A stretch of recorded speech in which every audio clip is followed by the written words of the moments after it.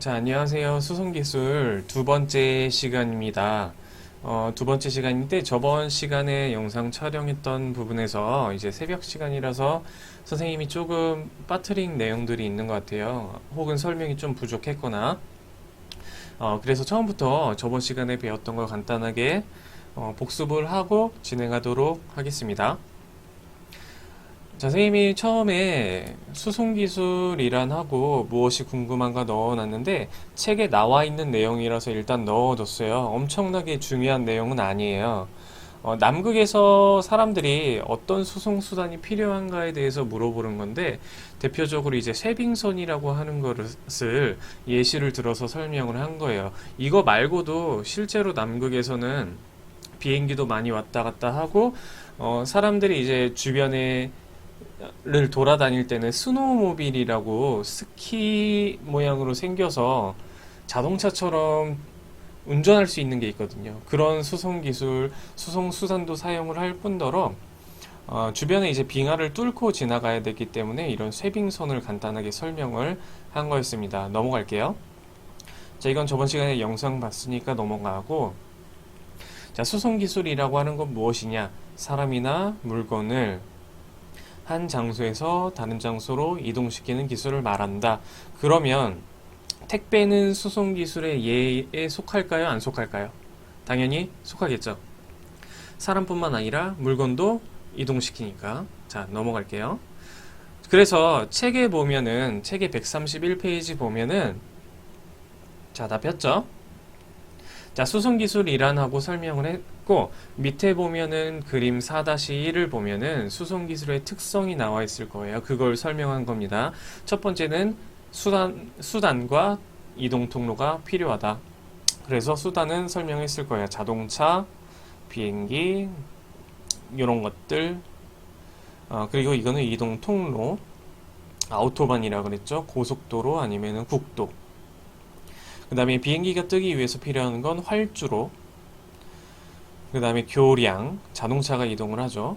자, 이런 것들이 이동 통로가 된다 하면서 항로를 설명을 했어요. 항로는 뭐냐면 비행기는 특정한 항로, 하늘 길을 따라서 이동을 한다 라고 하는 게 항로, 비행기는 특정한 길을 따라 이동한다. 그래서 실시간으로 비행기들이 이동하는 모습도 볼 수 있다고 이야기를 했었죠. 우리나라 그리고 중국, 일본 근처에 비행기가 떠 있는 모습입니다.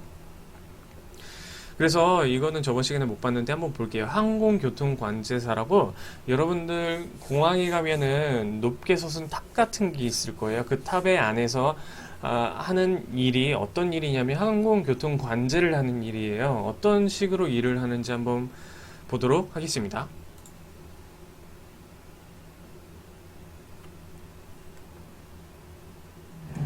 하루에도 수많은 명이 이용하는 인천국제공항. 떠나고 또 돌아오는 사람들로 늘 붐비는 곳인데 그들을 태우고 하루 1000여 대가 넘는 비행기가 오갈 수 있는 건 하늘길을 열어주는 사람들이 있기에 가능한 일. 그들을 찾아 수소문한 끝에 항공교통관제사가 있는 관제탑에 도착했다. 절대기밀 통제구역, 드디어 그 문이 열렸다. 새벽 5시에 예고상으로는 4,800까지. 그런데 웬 기상 브리핑이 한창이다. 항공교통관제사는 어디 계신가요? 네, 제가 바로 항공교통관제사 김미경입니다.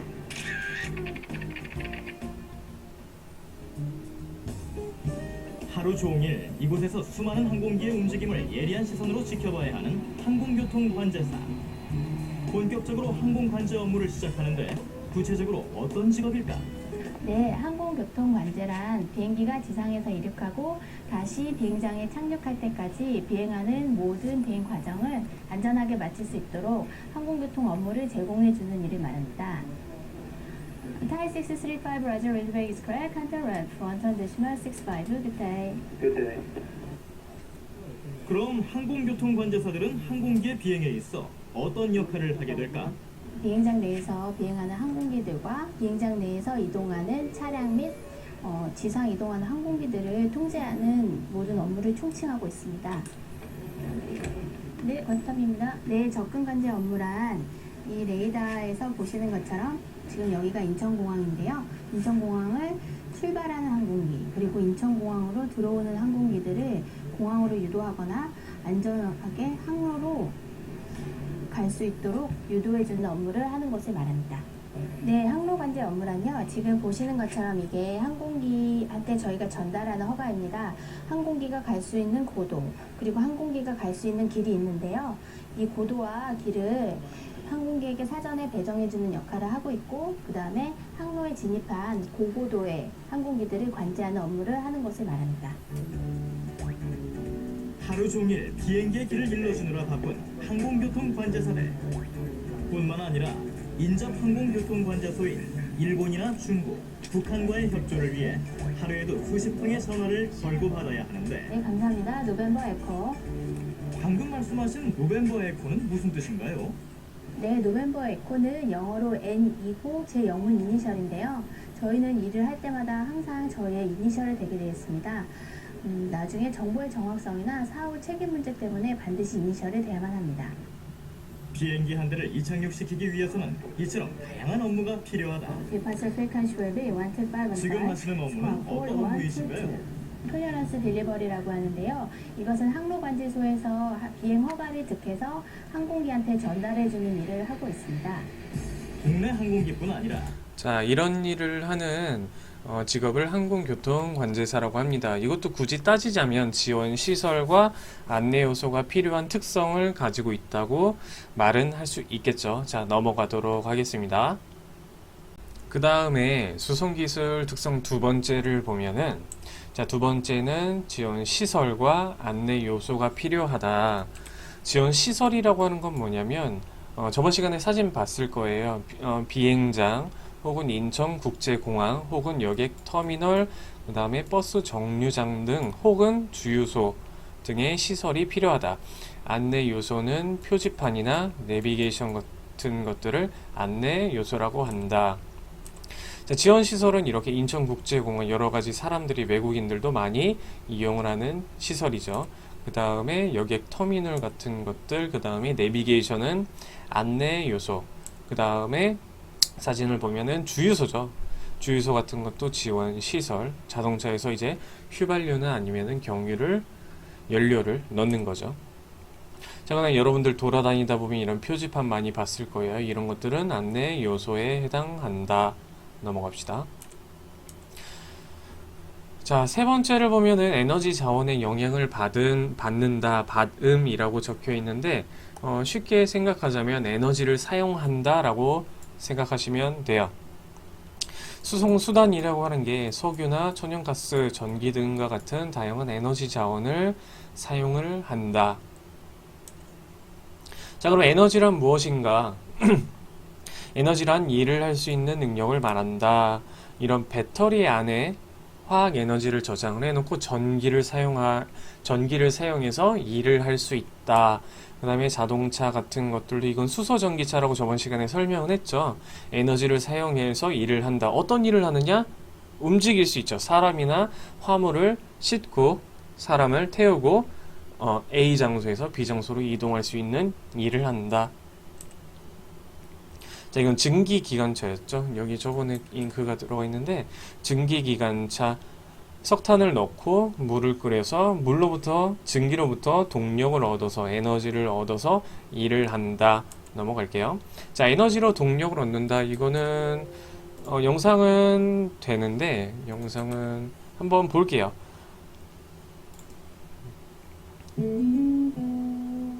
자, 이 내용이 뭐냐면 어떻게 에너지를 얻고 동력을 얻는지, 열 에너지를 운동 에너지로 바꾸는데 유리로 만든 거예요. 유리로 만든 증기기관인데 한번 어떤 방식으로 움직이는지 한번 볼게요.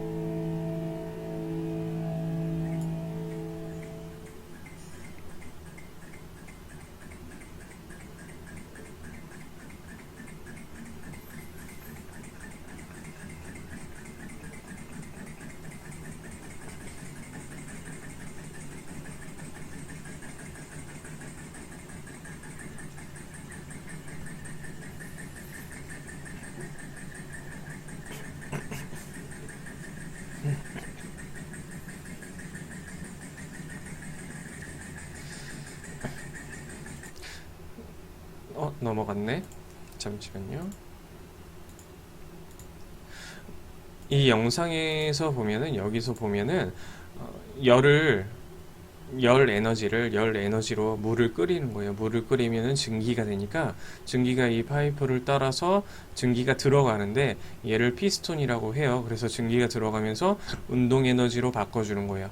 이걸 왕복 운동이라고 하고 이걸 회전 운동이라고 하는데, 좌우로 왕복하고 이거를 결국 회전으로 동력으로 바꿔주는 과정을 보여주는 영상입니다. 다음으로 그냥 넘어갈게요. 자, 그리고 네 번째 포인트는 뭐냐면, 융합만 알면 돼요. 다른 영역의 기술들과 융합하여 새로운 형태로 발달한다. 이게 무슨 소리냐면, 기술은 하나만, 수송기술하면 수송기술만 해당하는 게 아니라 여러 가지 기술들이 섞여 있다라고 생각하시면 돼요. 융합이라는 단어가 어려우면은 여러 가지 기술들이 섞여 있다. 대표적인 예는 뭐가 있느냐? 버스 터미널 가면은 저번 시간에 설명했지만, 뭐 21번 버스는 4분 내에, 5분 내에 도착한다. 정보통신 기술까지 같이 들어가 있는 거죠. 수송 기술과 함께. 춘천으로 들어올 때, 고속도로에서 춘천으로 들어올 때 보면은 하이패스라고 있을 거예요. 하이패스. 옛날 같은 경우에는 여기에 표를 나눠주는 직원이 있었어요. 직원이 있어서 표를 처음에 들어올 때 받고 나갈 때 표와 함께 결제를 하는 시스템이었는데, 이렇게 하이패스를 만들어 놓고 여기 단말기가 있어요. 수송기술 여기 단말기가 있는데 통과만 하면은 자동으로 결제가 되는 시스템이죠. 정보통신 기술이 같이 들어가 있다고 생각하면 될 것 같아요. 그래서 저번 시간에 풀어봤으니까 답만 보고 넘어갈게요. 수단, 통로, 시설, 뭐 안내 요소, 에너지 자원이 된다. 자, 그래서 페이지를 하나 넘어가도록 하겠습니다. 페이지 132페이지를 볼게요. 자, 132페이지로 넘어가면은 수송기술 시스템이라고 되어 있습니다. 이 시스템이라고 하는 게 뭐냐면, 펜을 꺼내고, 잠시만요. 자, 이 시스템이 뭐냐면, 우리나라 말로 하면 뭘까요? 시스템이? 자, 바로 체계라고 하는데, 오늘 글씨를 좀 잘 쓰네요. 못 쓰네요. 자, 체계라고 하는데, 이 체계가 더 쉬운 말로 하면은 뭐라고 생각하면 되냐면, 과정이라고 생각하면 됩니다. 과정. 수송 기술의 과정이라고 생각하면 돼요. 책에 보면은 수송기술 시스템이란 무엇이냐면, 사람이나 물건을 목적지까지 원활하게 이동시키기 위해 수송과 관련된 여러 가지 요소들이 모여서 구성된 것이라고 하는데, 쉽게 이야기해서 과정이라고 생각하면 돼요. 사람이나 물건의 목적지까지 도착하기까지의 과정이라고 보면은 됩니다. 그러면 미리 한번 예시를 들어서 설명을 한번 해볼게요. 투입과정 산출인데, 이거는 모른다 치고 한번 설명을 할게요. 내가 12번가에서 나이키 신발을 샀어요. 이 신발 되게 이쁘네 해서 인터넷으로 쇼핑을 하다가 이거 한번 살까 해서 주문을 했어요. 주문해서 결제를 했어요. 이거를 투입이라고 합니다. 신발 가게에서 뭐 온라인 스토어가 되겠죠. 온라인 스토어에서 주문한 신발을 포장을 해서 옐로캡 택배로 배송을 하였다. 이게 과정이라고 생각하면 돼요. 자, 그 다음에 택배 아저씨가 오겠죠. 택배 아저씨가 이렇게 문자가 올 거예요. 문자가 오면은 뭐 어떠한 택배에서 며칠 몇 시에 배송을 하겠다 하면은 택배 아저씨가 나한테 택배를 주었다. 그래서 결국엔 내가 받았다가 산출이 되는 겁니다.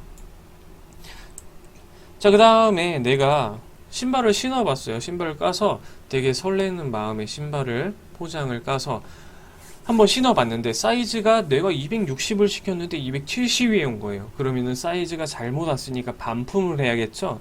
반품을 하였다. 피드백이라고 합니다.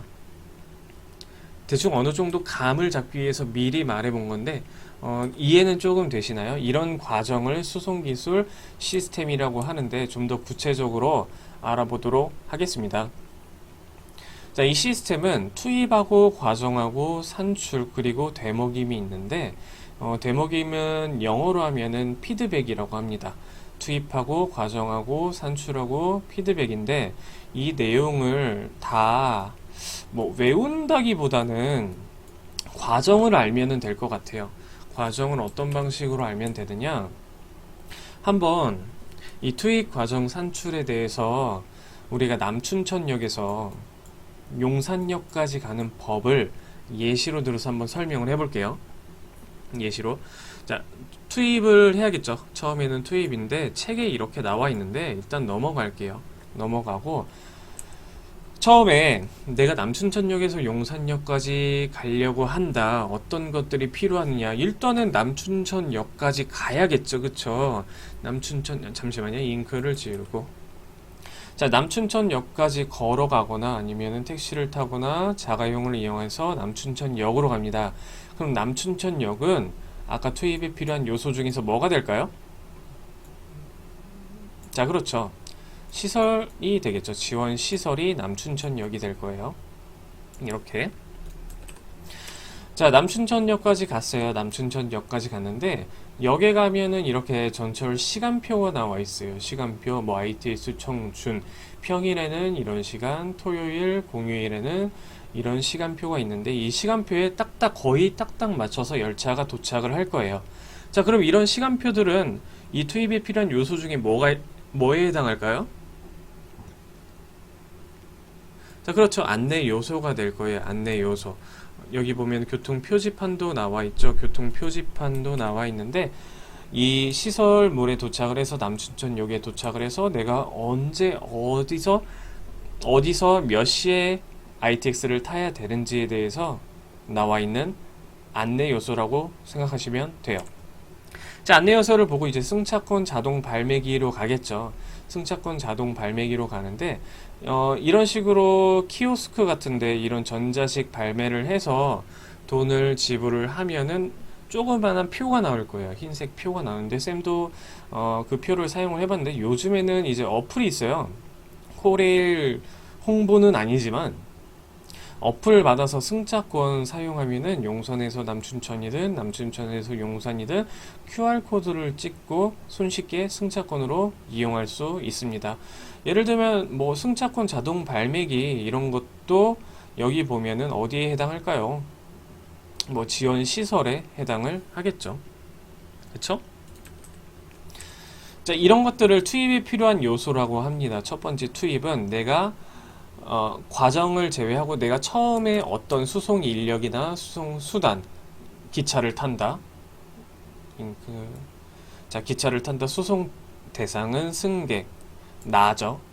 수송 인력은 뭐 철도 기사님, 그 다음에 지원 시설 및 안내 요소는 앞에서 나왔던 전철 시간표, 남춘천역 혹은 승차권 발매기 같은 것들이 해당을 하겠죠. 지원 시설 및 안내 요소. 그 다음에 이동 통로는 뭘까요? 여기서 보면은 전차가 가니까 레일에 해당하겠죠. 자, 이런 거예요. 이거를 일단은 진행해 봅시다. 남춘천역 시간표, 그 다음에 승차권 발매기, 그 다음에 이건 모바일 어플 승차권. 자, 그 다음에 조금만 기다리면은 전철이 올 거예요. ITS 청춘이라고 적혀 있는데 여기는 이제 기사님이 계시겠죠? 안 계신가? 기사님이 이렇게 계실 거예요. 기사님이 이제 운전을 하시겠죠? 자, 그 다음에 과정은 쉬워요. 과정은 남춘천역에서 이제 ITX를 타고 용산역까지 좌석에 앉아서 가는 것을 과정이라고 합니다. 크게 어렵지 않아요. 마지막 3번 산출은 뭐냐면 도착한 거예요. 용산역에 도착했다는 걸 산출이라고 합니다. 용산역에 도착을 하면은 ITX 청춘 따로 들어가는 곳이 있거든요. 근데 여기 투입과정 산출 그렇게 어렵지는 않죠. 이렇게 투입과정 산출에서 쌤이 팁을 하나 주면 이 모바일 나중에 이제 여러분들이 지금은 전철을 탈 일이 없지만 나중에 이거 매진됐을 때 나중에 모바일 같은 경우에는 2층석이 있어요. 2층석이 있는데 2층석을 클릭하고 만약에 매진됐을 때 2층석 클릭하면은 매진 안 된 표가 몇 개 정도 있거든요. 그래서 그렇게 가는 방법도 있는데 그냥 헛소리였어요. 이거 꿀팁이긴 한데 아무튼 나중에 생각이 나면 한 번쯤 해보세요. 자, 어디로 넘어가냐면 교과서에 페이지 135페이지를 보시면 돼요. 페이지 135페이지. 선생님이 방금 전에 이제 투입과정 산출을 설명하다가 이제 영상을 이제 8분 이상 말하고 있으면은 선생님이 숨이 좀 차더라고요. 숨이 차가지고 조금 막판에는 조금 헛소리를 했던 것 같아요. 좀 버벅였던 것 같습니다. 자, 그래서 수송기술과 에너지 135페이지 수송기술의 발달과 미래에 대해서 보도록 하겠습니다. 자, 수송기술의 발달과 미래에 대해서 보기 전에 오늘은 육상수송기술만 할 텐데, 육상수송기술, 땅에서 굴러가는 것들, 땅을 통해서 수송이 이루어지는 것들에 대해서 볼 거예요. 근데 영상을 하나 보고 시작하도록 하겠습니다. 바퀴부터 자동차까지인데 한번 볼게요.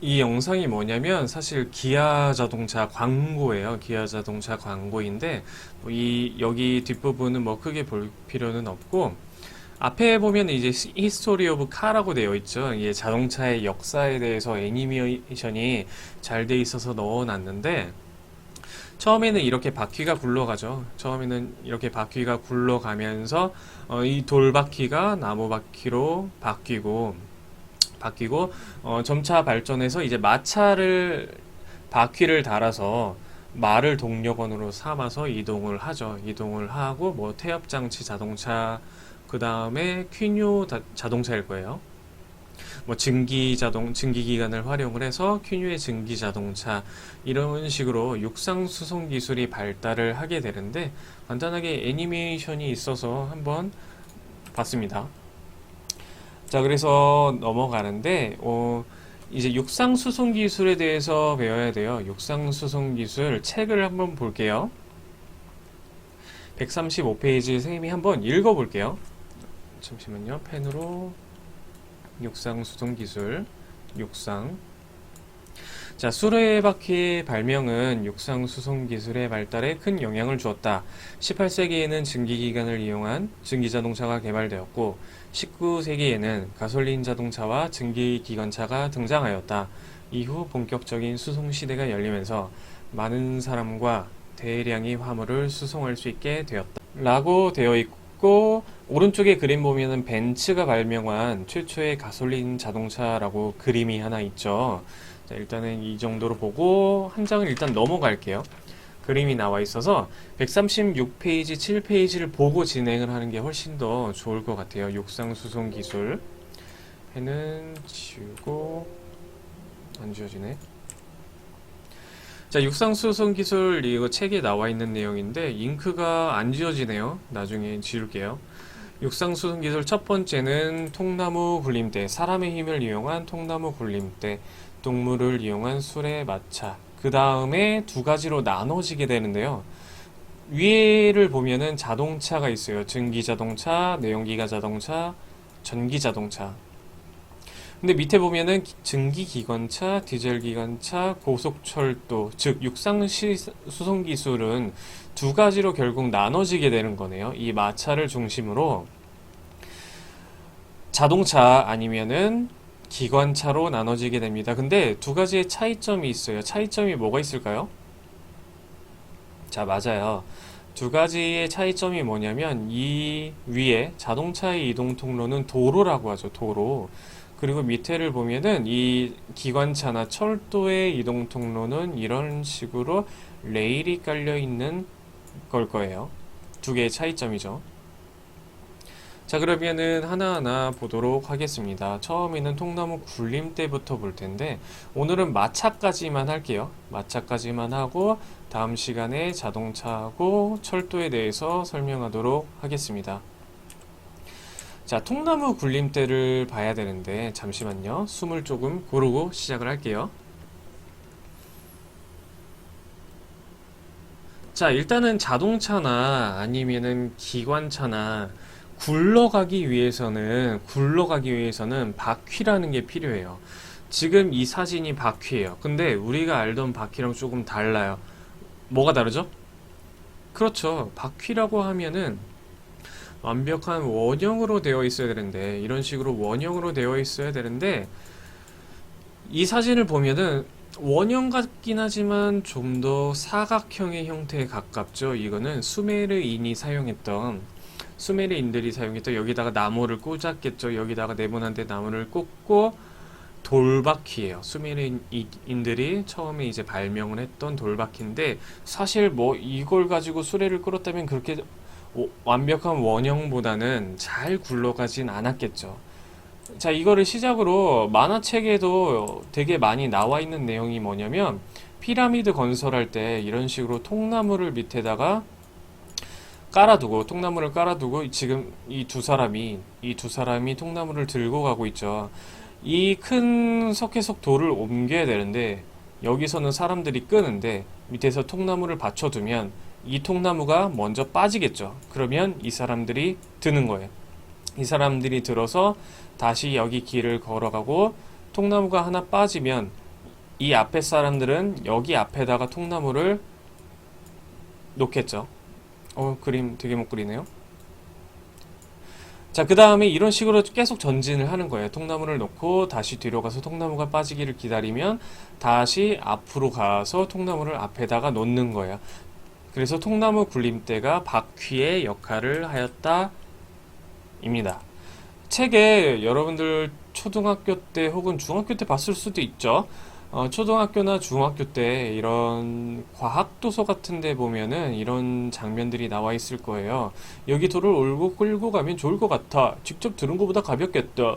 이렇게 굴림대를 이용하면 힘을 덜 들여도 되지 않을까? 우와! 이런 식의 내용들이 있죠. 이런 거를 통나무 굴림대라고 합니다. 우리나라도 이 고인돌 있죠. 여기 돌이 이렇게 크게 있고 여기다가 받침대를 세우잖아요. 이렇게 큰 돌이 있는데 이것도 마찬가지로 통나무 굴림대를 사용했다는 문헌도 있습니다. 참고로 더 말하면은 이거 어떻게 세웠냐면 나중에 수업 시간에 설명할게요. 넘어갈게요. 시간이 길어지니까. 자, 두 번째는 책에 나와 있어요. 책에 나와 있는데 동물을 이용한 수레마차라고 합니다. 동물을 이용한 수레마차, 대표적으로 말이라는 동물을 되게 많이 사용을 했죠. 서양에서도 그렇고 동양에서도 말을 많이 사용을 했는데 우리나라에는 마차, 말로 끄는 수레가 그렇게 흔치는 않았던 것 같아요. 그래서 말이 이렇게 있고 여기에 운전자가 타겠죠. 운전자가 이런 식으로 타서 이렇게 채찍해서 이렇게 채찍을 치면서 말을 조정을 하면서 뒤에 승객들을 태우는 시스템이죠. 마차. 자, 그래서 우리나라는 그런 말이 없으면 뭘 많이 사용을 했느냐? 소를 많이 사용을 했어요. 요 소수레라고 하는데 소가 이렇게 있으면은 뒤에다가 수레를 끈을 연결을 해서 여기다가 채찍 같은 걸 이렇게 들고 있고 소를 몰았죠. 소를 모는 이런 걸 소수레라고 합니다. 동물을 이용한 수레마차. 왜냐하면 동력원을 만들 수가 이 당시에 뭐 엔진이나 뭐 아니면 특정한 동력원이 동물밖에 없었어요. 이런 식으로 소나 말 같은 동물들을 사용을 해서 이동을 했다. 이 육상수송. 자, 그 다음에 넘어가는 게 이제 본격적으로 동력원을 개발을 하게 됩니다. 자동차나 증기자동차나 증기기관차. 증기기관을 발명하게 되는 거죠. 자, 그래서 아마 이쯤에서 끝날 것 같아요. 이쯤에서 편집을 해봐야겠지만 이쯤에서 끝내고 아마 다음 주로 이제 증기자동차, 증기기관차의 역사에 대해서 한번 어떻게 움직이는지 그리고 어떻게 발전해왔는지에 대해서 아마 보면은 될 것 같습니다. 아마 여기가 끝이 아닐까요?